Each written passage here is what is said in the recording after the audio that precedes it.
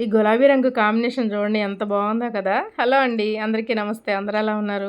మన గార్డెన్లో అన్ని మొక్కలతో పాటు వీటికి కూడా గులాబీ మొక్కలు కూడా సేమ్ ఫెర్టిలైజర్ ఉంటుందండి, మనం ఇంట్లో చేసుకున్న ఆర్గానిక్ ఫెర్టిలైజరు. అంతేగాని వీటికి సపరేట్గా గులాబీ గ్రోతింగ్ పౌడర్ ఇలాంటివి ఏమీ నేను తీసుకురానండి, మీ అందరికీ తెలుసు. చూడండి, ఇది మీరు ఈ గులాబీ మొక్క మీరు నా షార్ట్లో చూశారు కదా. గులాబీ మొక్క తెచ్చి నాటంగానే నేను మీకు చూపించాను, షార్ట్ కూడా పెట్టాను. దానికి చాలా మంచి రెస్పాండ్ వచ్చిందండి, అందరికీ చాలా థ్యాంక్స్.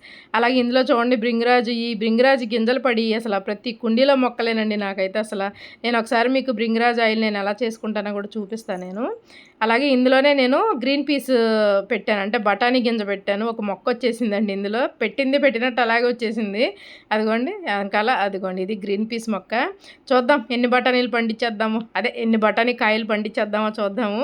నెక్స్ట్ ఇయర్కి ట్రై చేస్తున్నాను అనమాట. ఎప్పుడు మన గార్డెన్లో చేయని ఈ సంవత్సరం చేస్తున్నాను, యూట్యూబ్ పుణ్యమా అని మీ అందరికీ చూపించాలని కొత్త ట్రై చేస్తున్నాను. గ్రీన్ పీస్ ఏముందండి, పెడితే వచ్చేస్తలే, కానీ ఎప్పుడు నేను అంత ఆలోచించలేదు గ్రీన్ పీస్ కూడా పండించుకోవచ్చులే మన దగ్గర అని. ట్రై చేస్తేనే కదా నేను కూడా ఇంకొకరికి చెప్పగలను నీట్గా దాని గురించి ఏంటని అబ్జర్వ్ చేసి పెట్టాను. గ్రీన్ పీస్ వచ్చింది. అలాగే ఇది చూడండి గులాబీ కొమ్మ, చిగురు చూసారా, మళ్ళీ ఇటువైపు వస్తుంది. ఇటువైపు మాత్రం అస్సలు రానివ్వకండి, చెప్పాను కదా నేను మీకు.